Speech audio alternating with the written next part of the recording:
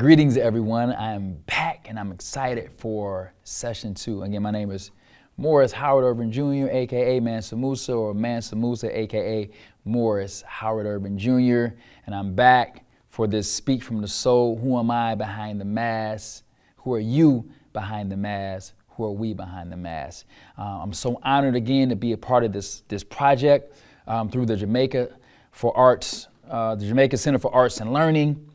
The core focus of this JCAL's work is a BIPOC program that enriches and fortifies the diverse Southeast Queens community. JCAL Education at Home is a grant-funded program and a synchronous arts education video series conceived, filmed, edited, and streamed by JCAL teaching artists such as myself, and provided free to elementary, middle, high school, and also adults.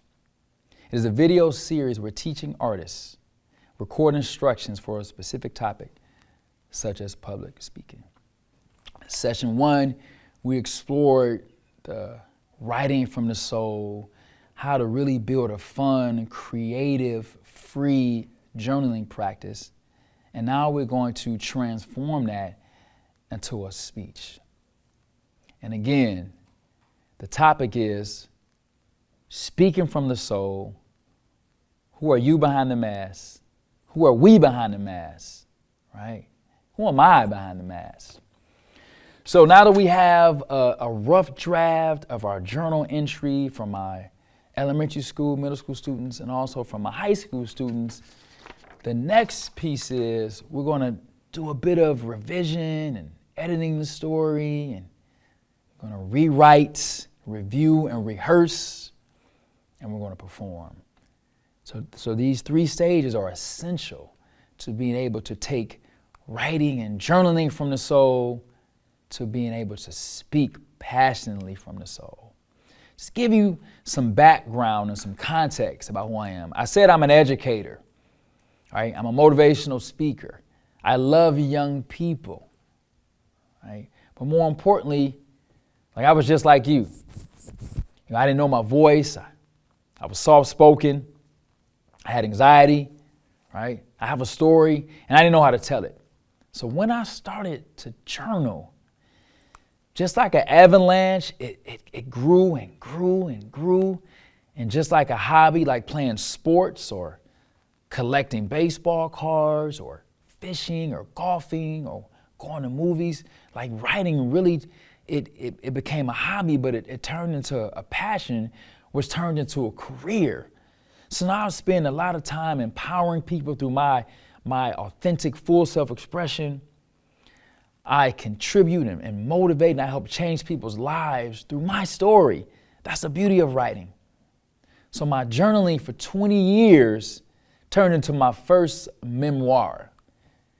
So this is going to be an excerpt from a memoir that I'm writing called Reflections of a Black Man in Trouble.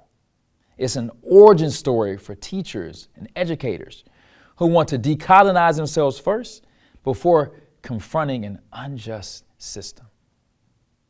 So this story came from my love and my passion for journaling, right? Everyone has a story to tell.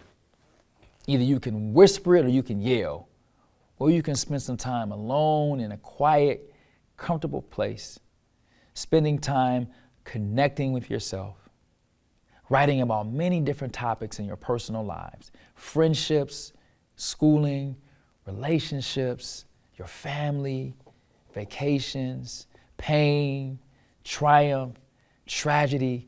You can turn this all into a powerful story where you can speak from the heart. So let's get into it. So the first piece is to take your story, you want to revise it, you want to edit it. So you want to make sure you have a beginning, and make sure you have a middle and an end.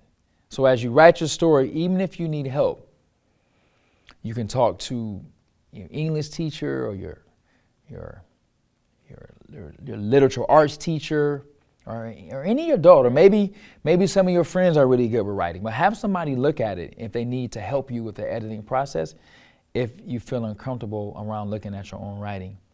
But make sure your story has a beginning, the middle, in the end. But just make sure it's free. Like you're writing from the heart and you're flowing.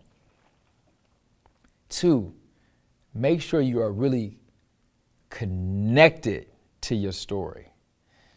The 2 stories I'm going to write about, I'm going to share today when I speak, are very near and dear to me, and I'm very connected to my stories in a very emotional way. So again, like you'll know when you're connected to your story because you'll feel it when you're writing. So another piece about writing and speaking is it helps you heal. HEAL. So writing and speaking helps you heal. Number 3, make sure your story has meaning and value. So my elementary school students, my middle school students, my high school students, and my adults, you have so many stories in your young lives, so many stories to share, so many parts of you to explore, so many ways to discover what's happening inside of you and connecting with the deeper parts of yourself. So make sure that the story has meaning and the story has value. So my 2 stories, A Night to Forget and also Change is Hard, I feel very connected to those stories. Next, make sure that despite the pain, your story might be painful, but your pain helps you grow. Your pain inspires you to be better, to do better, to inspire, to grow, right?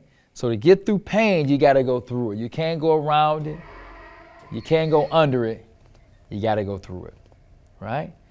And then lastly, when you're finished, making sure your story has a beginning, a middle, and an end, you're connected to your story has meaning and value to you. Despite the pain, you might be expressing that your story inspires you. And you can share the story with a teacher or a mentor so they can provide you feedback so they can help you refine your story, all right? So the first part is revise your story. Cool? Y'all got that? All right. Hope y'all enjoying this. Remember, who am I? Behind the mask. Who are you? Behind the mask. Who are we? Behind the mask. Don't stop. Yep. Behind the mask. And have fun.